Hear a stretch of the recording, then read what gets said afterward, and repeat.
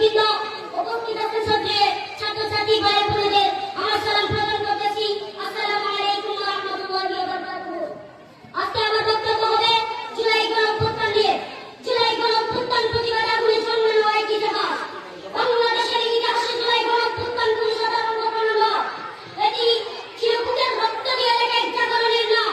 যখন অন্যায় মাথা তুলে দাঁড়িয়েছিল, যখন মানুষের কাণ্ড রুদ্ধ করার চেষ্টা চলছিল, তখন এই সাধারণ মানুষ রুখে দাঁড়িয়েছিল সাধারণ সাহসে। রাজপথে নেমে এসেছিল ছাত্র, ছাত্রী, শ্রমিক, কৃষক, হাতে রক্ত নয়, বুকে ছিল রক্ত প্রত্যয়, আর চোখে ছিল মুক্তির স্বপ্ন। সেই জুলাইয়ের দিনগুলোতে কাঁদতে পেরেছিল মানুষের স্লোগানে, বাতাস ভারী হয়ে উঠেছিল প্রতিবাদ।